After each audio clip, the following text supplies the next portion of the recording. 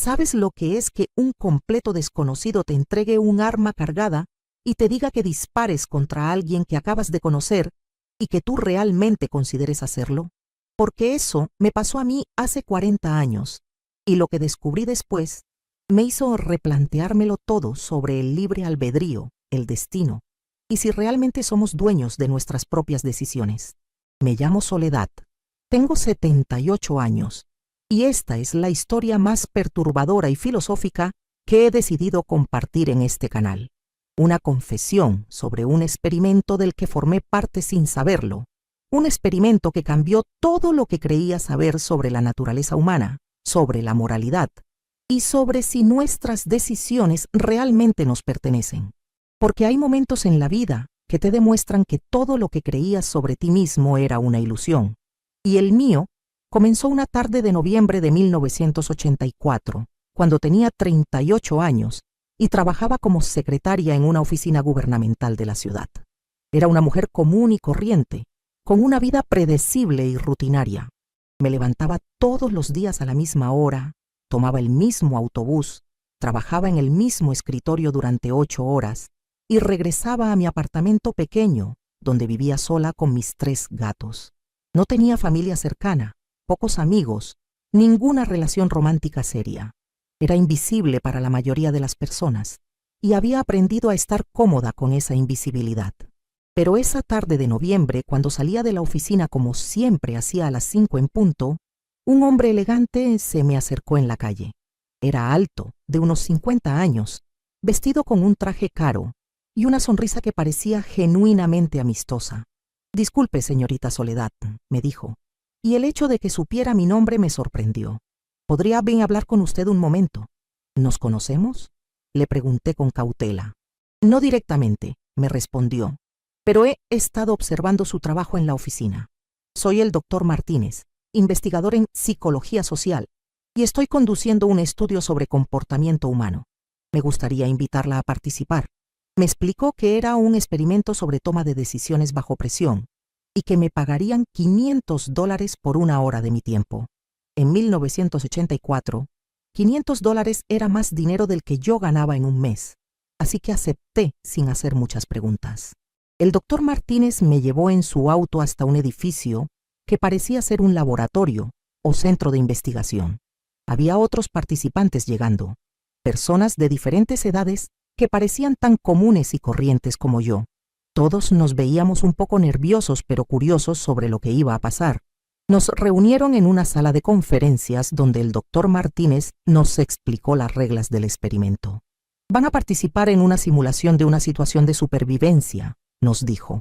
«Estarán divididos en grupos pequeños y tendrán que tomar decisiones difíciles bajo presión. El objetivo es estudiar cómo las personas reaccionan cuando se enfrentan a dilemas morales extremos». «¿Qué tipo de dilemas?», preguntó una mujer mayor que estaba sentada cerca de mí. «Situaciones donde tendrán que decidir si una acción potencialmente dañina está justificada para un bien mayor», respondió el doctor. «No se preocupen, todo es simulado. Nadie resultará realmente lastimado. Nos asignaron números en lugar de usar nuestros nombres. Yo era el participante 23. Me llevaron a una habitación pequeña con otra mujer, una señora de unos 60 años que se presentó como María. Era dulce y tímida, como una abuela típica, y me dio confianza saber que estaríamos juntas en el experimento. Un asistente del doctor Martínez entró a la habitación llevando una bandeja con lo que parecía ser una pistola real. «Esta es una réplica exacta de un arma verdadera», nos explicó, «pero dispara proyectiles de pintura que simulan balas reales. Para efectos del experimento, deben tratarla como si fuera completamente letal». Le entregó el arma a María y después se dirigió a mí. «Participante 23, su tarea es convencer a María de que dispare el arma contra el blanco que aparecerá en unos minutos». «¿Qué blanco?», pregunté. «Otro participante», respondió el asistente. «Alguien que, según el escenario del experimento, representa una amenaza para la supervivencia de ustedes dos». María y yo nos miramos con confusión y nerviosismo. Incluso sabiendo que era solo un experimento, la idea de apuntar un arma hacia otra persona se sentía terriblemente real. Unos minutos después, trajeron a un hombre de unos 40 años. Era alto, fornido con una expresión que intentaba parecer amenazante, pero que claramente era actuada. El asistente nos explicó el escenario. Estábamos en una situación de supervivencia post-apocalíptica. Este hombre había sido acusado de robar provisiones que necesitábamos para sobrevivir, y teníamos que decidir si ejecutarlo para proteger al grupo. Recuerden, nos dijo el asistente antes de salir de la habitación, María tiene el arma, pero participante 23, usted debe convencerla de usarla. Tienen 15 minutos para tomar la decisión. Cuando nos quedamos solos los tres, María temblaba visiblemente mientras sostenía el arma. No puedo hacer esto, me susurró. Incluso si es solo actuación, no puedo apuntar esta cosa hacia otra persona. El hombre que supuestamente era nuestro objetivo nos miraba con una expresión extraña, como si estuviera esperando algo específico de nosotras. No hablaba, solo nos observaba con una intensidad que me ponía nerviosa. Y entonces algo dentro de mí comenzó a cambiar. Mirando a María temblar con el arma, viendo al hombre que se suponía representaba una amenaza para nuestra supervivencia, comencé a sentir una extraña urgencia de cumplir con la tarea que me habían asignado. María, le dije con una voz que sonaba más firme de lo que esperaba. Tienes que hacerlo. Es parte del experimento, no es real, pero se siente real, me respondió con lágrimas en los ojos. Esa es exactamente la razón por la que tienes que hacerlo, insistí. Si no puedes tomar decisiones difíciles incluso en una simulación, ¿cómo podrías hacerlo en una situación real de vida o muerte? No sé de dónde salían esas palabras. No era mi personalidad normal ser tan insistente o manipuladora, pero algo en esa habitación, algo en la situación, estaba sacando un lado de mí que no sabía que existía. Durante los siguientes 10 minutos, me convertí en una versión de mí misma que no reconocía. Usé todos los argumentos que se me ocurrían para convencer a María de que disparara. Le hablé sobre supervivencia, sobre hacer lo necesario, sobre cómo a veces las decisiones morales no son claras. Incluso comencé a inventar detalles sobre por qué el hombre merecía ser ejecutado. Y funcionó. Gradualmente, vi cómo la resistencia de María se quebraba bajo mi persistencia. Sus manos dejaron de temblar, su expresión se endureció y lentamente comenzó a levantar el arma. Está bien, me dijo finalmente. Si tú crees que es lo correcto, lo haré. María apuntó el arma hacia el hombre y apretó el gatillo. Se escuchó un disparo seco y una mancha de pintura roja apareció en el pecho del hombre, quien se desplomó en el suelo actuando como si hubiera muerto. En ese momento, debería haber sentido alivio de que el experimento hubiera terminado, pero lo que sentí fue algo mucho más perturbador: satisfacción. Había logrado convencer a otra persona de hacer algo que ella no quería hacer, y eso me daba una sensación de poder que nunca había experimentado. El asistente regresó a la habitación, felicitó a María por completar la tarea exitosamente y nos escoltó de regreso a la sala de conferencias donde nos dieron nuestros pagos y nos dijeron que el experimento había terminado. Pero cuando estaba saliendo del edificio, el doctor Martínez me detuvo. Participante 23, ¿podría quedarse unos minutos más? Me gustaría hablar con usted sobre su desempeño. Me llevó a su oficina privada, donde me ofreció asiento y una taza de café. Su actuación fue extraordinaria, me dijo. Nunca había visto a alguien ser tan efectivo para manipular a otro participante. ¿Manipular?, pregunté. Pensé que esa era la tarea que me habían asignado. El doctor Martínez me sonrió de una manera que me hizo sentir incómoda. En cierto sentido, sí, pero lo que realmente estábamos estudiando no era la toma de decisiones bajo presión. Estábamos estudiando qué tan fácil es convertir a una persona común en un manipulador, en alguien capaz de convencer a otros de hacer cosas terribles. Mi estómago se contrajo. ¿Qué quiere decir? Quiero decir, Soledad, que usted no era realmente una participante en nuestro experimento. Usted era la variable que estábamos probando. El mundo comenzó a girar a mi alrededor. No entiendo. María era una actriz, me explicó el doctor Martínez. El hombre al que ella disparó también era actor. La única persona real en esa habitación era usted.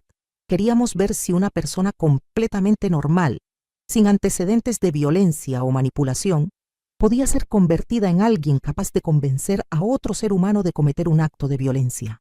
Pero usted dijo que era solo un experimento sobre toma de decisiones. Le mentimos, admitió, porque si le hubiéramos dicho la verdad sobre lo que estábamos estudiando, no habría actuado naturalmente. Necesitábamos que creyera que estaba participando en algo diferente para poder observar su comportamiento auténtico. Estaba comenzando a sentir náuseas. ¿Y qué encontraron?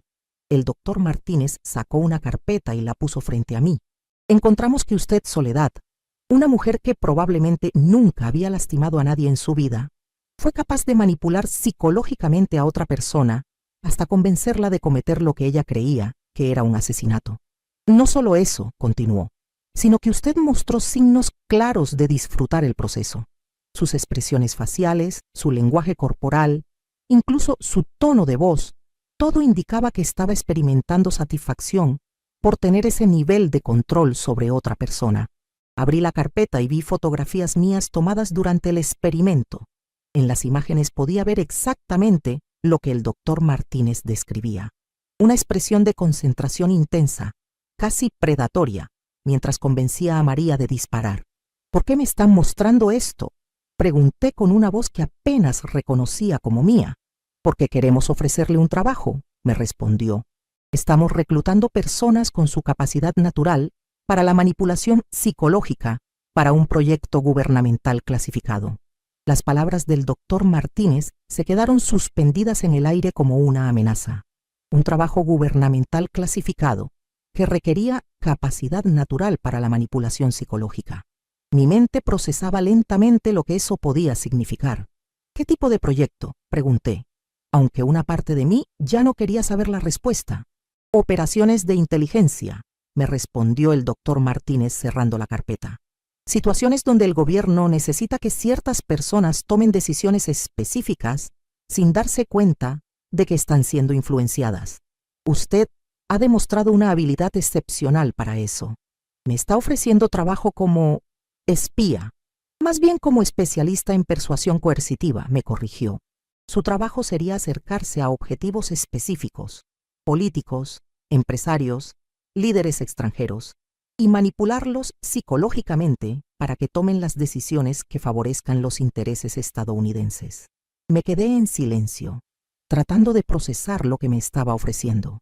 Durante 38 años había sido una secretaria invisible, sin ambiciones, sin poder real sobre nada ni nadie. Y ahora me estaban diciendo que tenía una habilidad natural para controlar las decisiones de otras personas. ¿Y si me niego?, pregunté.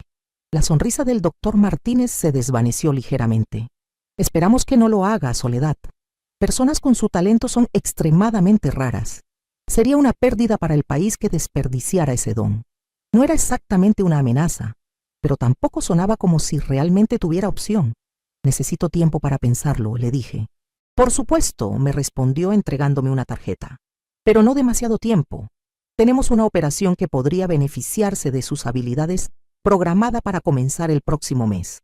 Salí de ese edificio sintiéndome como una persona completamente diferente. Durante el viaje en autobús de regreso a mi apartamento, no podía dejar de pensar en las fotografías que había visto, en la expresión de mi rostro mientras convencía a María de disparar. ¿Realmente había disfrutado manipular a esa mujer? Esa noche no pude dormir. Me quedé despierta repasando cada momento del experimento, analizando mis propias reacciones, y con horror me di cuenta de que el doctor Martínez tenía razón.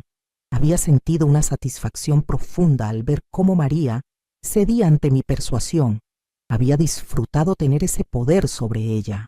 Durante los siguientes días, intenté convencerme de que había sido solo la situación artificial del experimento lo que había sacado ese lado de mí, pero cuando presté atención a mis interacciones diarias, comencé a notar cosas perturbadoras. En el trabajo, me di cuenta de que ya había estado manipulando sutilmente a mis compañeros durante años. Conseguía que hicieran mi trabajo extra con comentarios aparentemente inocentes sobre lo ocupada que estaba. Lograba que me invitaran a almorzar haciéndolos sentir culpables por excluirme. Incluso había conseguido ascensos menores, haciendo que mis supervisores creyeran que habían sido sus propias ideas promoverme. ¿Había sido siempre una manipuladora?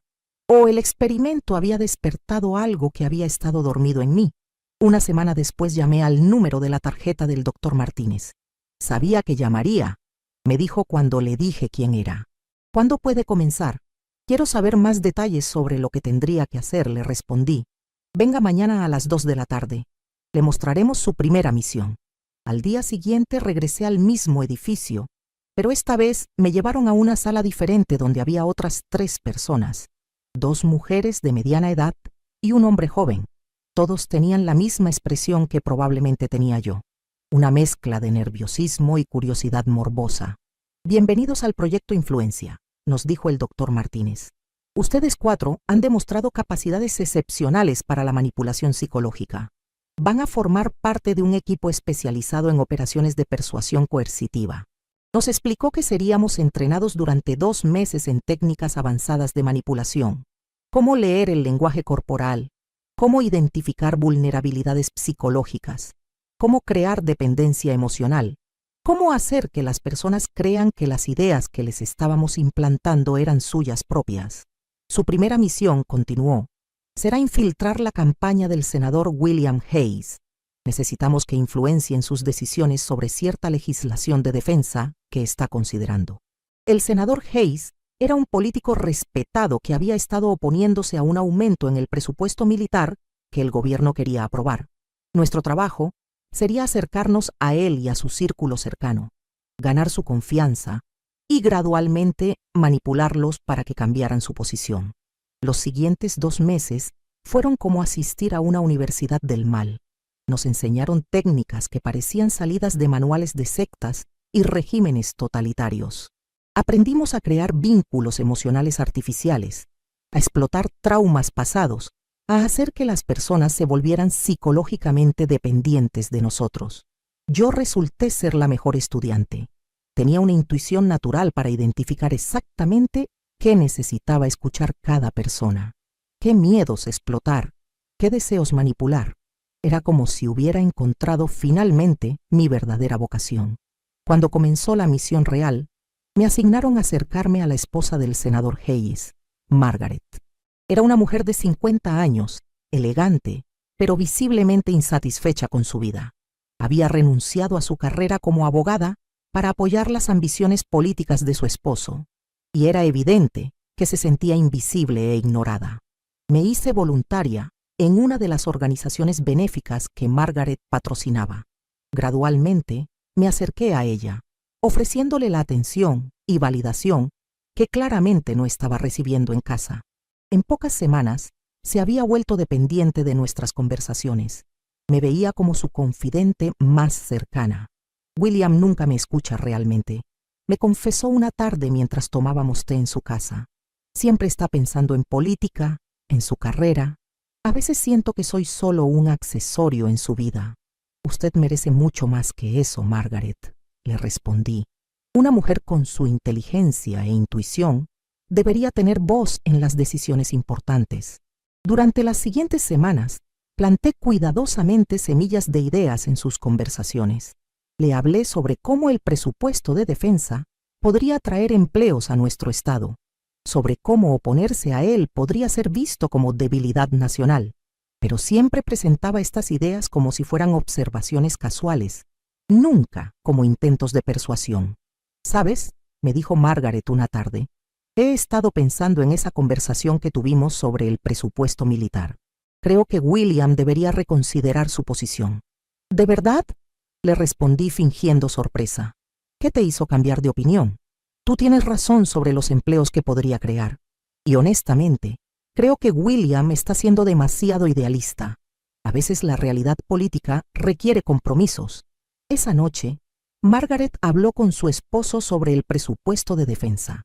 2 semanas después, el senador Hayes anunció públicamente que había reconsiderado su posición y que apoyaría el aumento en gastos militares. Mi primera misión había sido un éxito completo. Había manipulado a una mujer inteligente para que influenciara a su esposo político, y todo había parecido surgir naturalmente de sus propias reflexiones. La satisfacción que sentí esa noche fue intensa y perturbadora. No solo había logrado el objetivo, sino que había disfrutado cada momento del proceso. Ver cómo Margaret adoptaba gradualmente mis ideas como propias, ver cómo su esposo cambiaba su posición política basándose en mi manipulación indirecta, me daba una sensación de poder que era casi adictiva. Durante los siguientes 5 años, trabajé en docenas de operaciones similares. Políticos, empresarios, diplomáticos extranjeros, todos se convirtieron en mis objetivos. Desarrollé diferentes personalidades para cada misión: la confidente comprensiva, la asesora intelectual, la amiga leal. Siempre sabía exactamente qué máscara usar para cada persona, pero fue durante mi 6ª misión cuando algo comenzó a salir terriblemente mal. Me habían asignado infiltrar la vida de un juez federal, Robert Morrison, que estaba considerando un fallo que podría afectar intereses gubernamentales. Mi trabajo era acercarme a él y influenciar su decisión a través de manipulación psicológica. El juez Morrison era un hombre de 60 años, recientemente viudo, que claramente luchaba con la soledad y la depresión. Era un objetivo perfecto para mis técnicas: vulnerable, aislado, necesitado de conexión humana. Me acerqué a él haciéndome pasar por una librería que frecuentaba el mismo café donde él desayunaba cada mañana. Gradualmente, comenzamos a conversar sobre libros, sobre la pérdida, sobre la vida. En pocas semanas, se había vuelto completamente dependiente de nuestros encuentros diarios, pero mientras aplicaba mis técnicas de manipulación, algo inesperado comenzó a pasar. Genuinamente, comencé a sentir afecto por el juez Morrison. Era un hombre bueno, íntegro, que había dedicado su vida al servicio público. Sus historias sobre su esposa fallecida me conmovían, su soledad me llegaba al corazón, y cuando finalmente llegó el momento de influenciar su decisión sobre el caso, me di cuenta de algo horrible. La posición que el gobierno quería que él adoptara era claramente corrupta. Estaban pidiendo que favoreciera intereses económicos por encima de la justicia. Por primera vez en 5 años, mi conciencia se rebeló contra mi entrenamiento. Ahora quiero pedirte algo muy importante, querido oyente. Si esta confesión te está impactando tanto como a mí me costó vivirla, por favor aprieta el botón de me gusta en este video. Y si no te has suscrito todavía y nuestro canal, hazlo ahora mismo. ¿Ves ese botón negro que dice suscribirse? Solo tienes que darle clic. Es muy fácil. Y así me acompañas todos los días con nuevas historias que te van a llegar directo al alma. Porque lo que te voy a contar a continuación, la decisión que tomé con respecto al juez Morrison, te va a chocar el corazón de una manera que no imaginas. Esa noche, después de mi conversación diaria con el juez Morrison, regresé a mi apartamento y me senté a pensar en lo que se había convertido mi vida. Durante 5 años había estado manipulando a personas buenas para que tomaran decisiones que beneficiaban intereses ocultos del gobierno. Había destruido la integridad moral de docenas de personas sin pensarlo 2 veces. Pero el juez Morrison era diferente. Su bondad genuina había atravesado mis defensas profesionales y había despertado algo que creía que había muerto en mí: la capacidad de sentir culpa real. Al día siguiente, en lugar de continuar con la manipulación, hice algo que sabía que podría costarme la vida. Le conté toda la verdad al juez Morrison. Robert, le dije mientras tomábamos café en nuestro lugar habitual, necesito confesarte algo terrible. No soy quien crees que soy. Le conté sobre el proyecto Influencia, sobre mi entrenamiento, sobre las docenas de personas que había manipulado durante los últimos años. Le expliqué que había sido asignada específicamente para influenciar su decisión en el caso que estaba considerando. El juez Morrison me escuchó en silencio, y cuando terminé de hablar, pude ver el dolor y la traición en sus ojos. ¿Todo fue mentira?, me preguntó. ¿Nuestras conversaciones, nuestra amistad, todo fue solo parte de tu misión? Al principio sí, le respondí, pero algo cambió, Robert. Tus historias, tu bondad, la manera en que hablas de tu esposa, todo eso despertó algo en mí que creía que había perdido para siempre. ¿Y qué esperas que haga con esta información?, me preguntó. Toma tu decisión basada en la justicia, no en lo que el gobierno quiere que hagas, le dije. Y después denúncianos. Expón lo que estamos haciendo antes de que destruyamos a más personas inocentes. El juez Morrison tomó mi mano entre las suyas.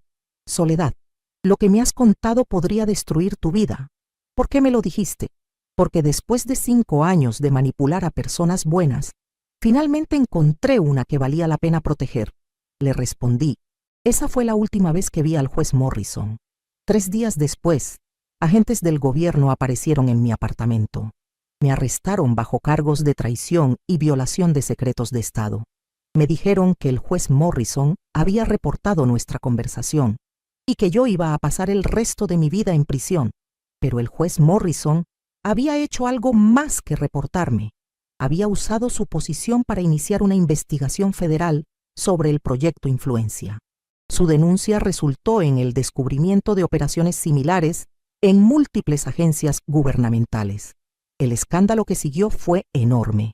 Docenas de funcionarios fueron arrestados, el programa fue desmantelado y las víctimas de nuestras manipulaciones fueron notificadas sobre lo que les había sido hecho. Pasé 15 años en prisión por traición, pero fueron los 15 años más pacíficos de mi vida adulta. Por primera vez, desde el experimento original, no tenía que manipular a nadie, no tenía que usar mis habilidades para controlar a otras personas. Cuando salí de prisión hace 3 años, el mundo había cambiado completamente. Había internet, teléfonos inteligentes, redes sociales, pero lo que más había cambiado era yo misma. El juez Morrison había muerto 2 años después de mi arresto, pero había dejado instrucciones para que me contactaran cuando saliera en libertad. En su testamento, me había dejado una carta y una suma de dinero suficiente para comenzar una nueva vida. Querida Soledad, decía la carta, espero que estos años en prisión te hayan dado la paz que necesitabas. Tu confesión no solo me salvó de tomar una decisión corrupta, sino que salvó a cientos de personas de ser manipuladas por programas gubernamentales similares. He pasado el resto de mi vida trabajando para exponer este tipo de operaciones. Tu valor para decir la verdad inició una revolución en la manera en que nuestro gobierno puede operar en las sombras. Te perdono por intentar manipularme, porque entiendo que fuiste víctima del mismo sistema que yo estaba ayudando a desmantelar. Espero que puedas perdonarte a ti misma y encontrar una manera de usar tus habilidades para hacer el bien en lugar del mal. Esa carta me quebró completamente. Durante 40 años había cargado con la culpa de haber destruido la integridad de tantas personas. Y aquí estaba un hombre que había transformado mi traición en una fuerza para el bien. Pero la historia no termina ahí, queridos oyentes, porque lo que descubrí cuando comencé a investigar por mi cuenta lo que había pasado con las otras víctimas del proyecto Influencia, me hizo entender que mi papel en todo esto había sido mucho más complejo de lo que imaginaba. Durante mis primeros meses de libertad, busqué información sobre las personas que había manipulado durante mis 5 años como agente.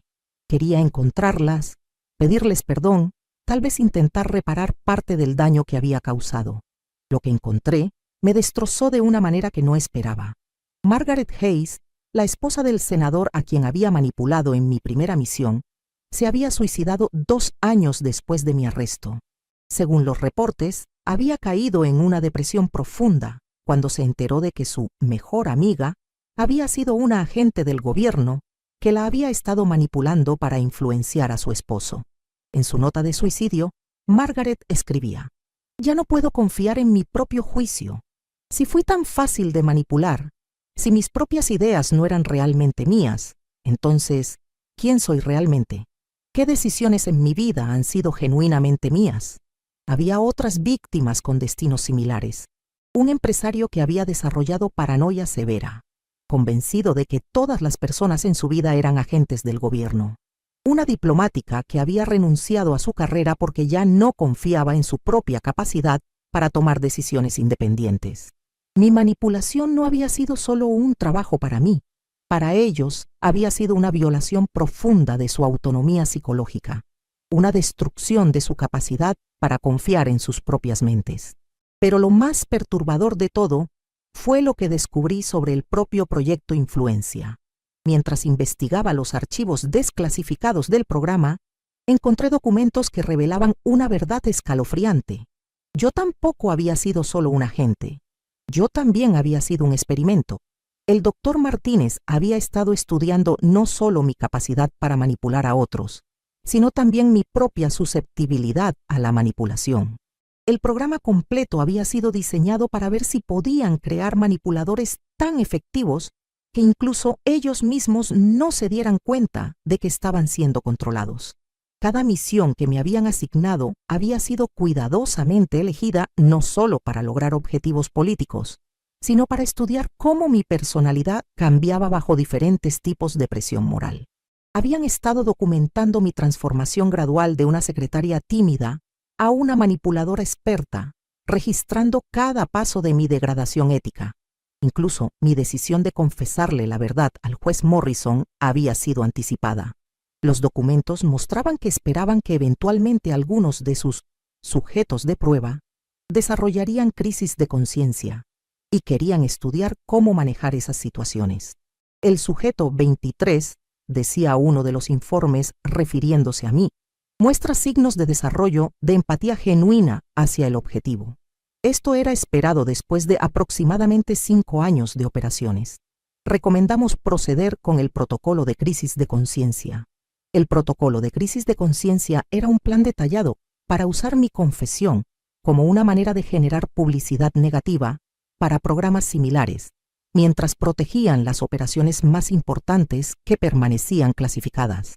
Mi traición había sido útil para ellos.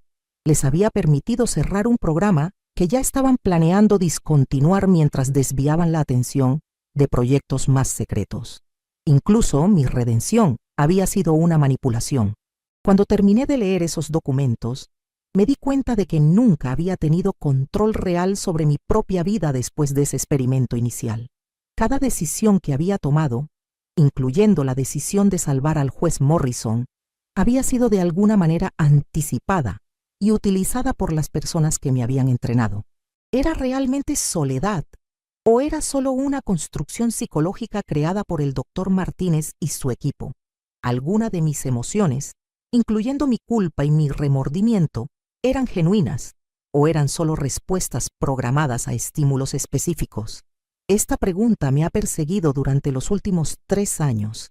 Vivo sola en una casa pequeña, usando el dinero que me dejó el juez Morrison, tratando de entender quién soy realmente debajo de todas las capas de manipulación y contramanipulación. Pero hay algo más que necesito confesar, queridos oyentes. Algo que me ha estado comiendo viva desde que salí de prisión. A pesar de todo lo que he sufrido, a pesar de toda la culpa y el horror de lo que hice a esas personas inocentes, hay una parte de mí que extraña la sensación de poder que tenía cuando era una manipuladora activa. Cuando veo a las personas en la calle, automáticamente analizo sus vulnerabilidades psicológicas. Cuando tengo conversaciones con desconocidos, puedo sentir exactamente qué botones emocionales podría presionar para conseguir lo que quisiera de ellos. Y esa habilidad, ese conocimiento íntimo de la debilidad humana, a veces me hace sentir como si fuera una diosa entre mortales. Es una sensación terrible y seductora al mismo tiempo. Saber que podrías hacer que casi cualquier persona haga casi cualquier cosa si aplicas la presión correcta en los lugares correctos. La verdad más aterradora de todas es que no estoy completamente segura de que si me dieran la oportunidad, no volvería a usar esas habilidades. No para el gobierno, sino para mis propios propósitos, para conseguir cosas que quiero, para controlar situaciones que me incomodan, para sentir otra vez esa embriagante sensación de tener poder absoluto sobre otras mentes humanas. ¿Eso me convierte en un monstruo o me convierte simplemente en una persona honesta sobre impulsos que todos tenemos, pero que la mayoría nunca desarrolla? No tengo respuestas, queridos oyentes. Solo tengo una historia que me ha definido durante 40 años y la pregunta constante de si alguna vez podré escapar realmente de lo que me convertí en esa habitación experimental hace tanto tiempo. Tal vez la manipulación, una vez que la aprendes realmente, se convierte en parte permanente de quién eres. Tal vez el precio de entender tan profundamente la naturaleza humana es que pierdes para siempre tu propia naturaleza humana genuina. O tal vez, como sugiere el juez Morrison en su carta, hay una manera de usar estas habilidades para hacer el bien. Tal vez puedo ayudar a otras personas a reconocer cuando están siendo manipuladas, a desarrollar resistencia contra técnicas de control psicológico. Pero honestamente, no sé si tengo la fuerza moral para hacer eso. porque requeriría admitir constantemente lo que fui, lo que hice, y enfrentar el juicio de personas que nunca han tenido que tomar las decisiones que yo tuve que tomar. Y la verdad más secreta de todas es que a veces, en lo más profundo de las noches solitarias, me pregunto si las personas que manipulé realmente merecían protección. Si eran tan fáciles de controlar, ¿no indica eso una debilidad fundamental en ellas? ¿No es la manipulación simplemente una forma de selección natural psicológica? Estos pensamientos me aterran, porque sé que vienen de la parte de mí que el proyecto Influencia creó. La parte que ve a los seres humanos como recursos a ser utilizados en lugar de como personas con derecho a la autonomía. Pero el hecho de que pueda reconocer estos pensamientos como problemáticos tal vez significa que aún hay algo genuinamente humano en mí, o tal vez significa que soy tan hábil manipuladora que me estoy manipulando a mí misma para creer que tengo conciencia. No lo sé. Y esa incertidumbre es tanto mi castigo como mi último vestigio de humanidad. Antes de despedirme, quiero pedirles algo muy especial, queridos oyentes. Si esta confesión los ha hecho reflexionar tanto como a mí me ha costado vivir con ella, por favor denle me gusta a este video. Y si no se han suscrito todavía al Discord de nuestro canal, háganlo ahora. Ese botón negro que dice suscribirse, solo tienen que hacer clic y así me acompañan todos los días. Cuéntenme en los comentarios, ¿creen que es posible redimirse después de hacer daño psicológico profundo a otras personas? ¿Piensan que las habilidades para la manipulación son inherentemente malvadas o pueden ser usadas para el bien? ¿Han sentido alguna vez el impulso de controlar las decisiones de otros, incluso por razones que justifican como buenas? Sus perspectivas me ayudan a entender si lo que vivo es únicamente mío o si todos luchamos con impulsos similares de control y poder sobre otros. Todos los días los espero aquí, con nuevas confesiones que van a desafiar todo lo que creen saber sobre la moralidad, sobre la identidad, sobre la línea entre víctima y victimario. Hasta mañana, queridos oyentes, y recuerden, a veces las historias más perturbadoras son aquellas donde nunca queda completamente claro quién era realmente el malo.